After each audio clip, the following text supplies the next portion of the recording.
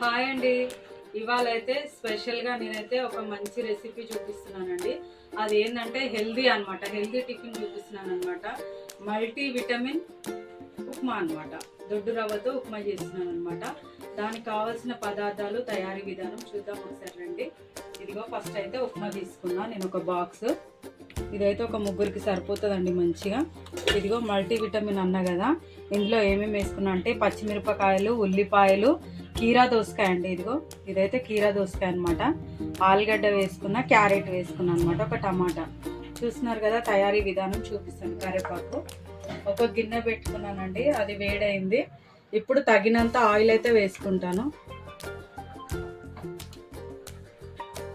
సరిపోతుందండి ఆయిల్.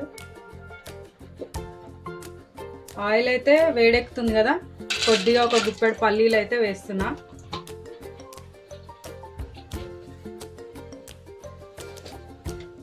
జీలకర్ర, ఆవాలు, పచ్చెనగపప్పు, మినపప్పు అన్నీ అందులోనే కలిసి ఉన్నాయి కదండి, ఇంకా అంతే అన్నమాట. కొంచెం వేగనిద్దాం. మీరు ఉప్మా అయితే బాగుంటుందండి, టేస్ట్ ఉంటుంది అనమాట. వెజిటేబుల్ తినని వాళ్ళకైతే ఇది మంచి హెల్దీ ఫుడ్ అండి. మన ఇంట్లో ఇంకా ఆలుగడ్డ వేసుకున్నా నేను. అయితే ఆలుగడ్డ వేయకుండా ఇట్లా షుగర్ పేషెంట్స్కి అట్లా కూడా ఇస్తే బాగుంటుందండి టిఫిన్. ఎప్పుడు రొటీన్గా కాకుండా ఇట్లా డిఫరెంట్గా చేస్తే మటుకు చాలా బాగుంటుంది అనమాట. ఇప్పుడు ఈ అన్ని వెజిటేబుల్స్ ఒకేసారి వేసేసుకున్నాను. ఇదిగో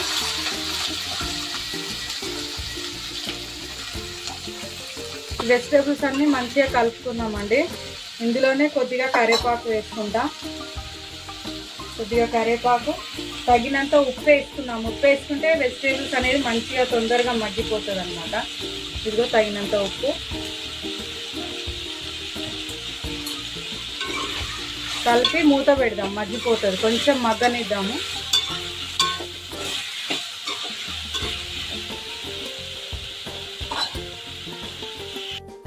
ఒకసారి ఎంతవరకు మగ్గినాయి కూరగాయలు, మనం వేసుకున్న వెజిటేబుల్స్. ఇదిగో కొంచెం మంచి దగ్గర పడ్డాయి చూసి రండి. ఉప్పు వేస్తే అట్లా తొందరగా మగ్గిపోతుంది అనమాట.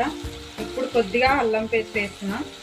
ఇదిగో కొంచెం అల్లం పేస్ట్, ఇంకా కొద్దిగా ధనియాలు, జీలకర్ర పొడి అనమాట, అది కొంచెం వేసుకున్నాము. కొద్దిగా ధనియాలు, జీలకర్ర పొడి వేసి కలుపుదాం. కొంచెం ఈ అల్లం పచ్చివాసన పోయేంత వరకు వేయించుదామండి. వేయించిన తర్వాత మనకి ఉప్మాకి సరిపడా వాటర్ అయితే వేసుకున్నాము. కొంచెం బాగా కలిపినాం కదా, ఇప్పుడు దీనికి సరిపడా వాటర్ అయితే వేస్తాం అన్నమాట. వాటర్ వేసుకొని ఆ వాటర్ మరగనిద్దాం. చూద్దాం. ఇదిగోండి వాటర్ అయితే మంచిగా మరుగుతున్నాయి కదా. ఇప్పుడైతే చూసి రండి. ఫస్ట్ అయితే ఇటు చూడండి.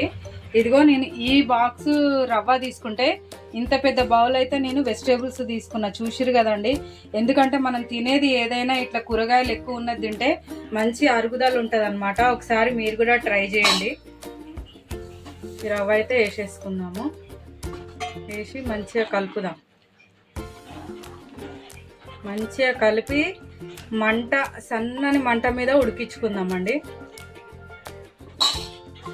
మూత పెట్టిద్దామండి.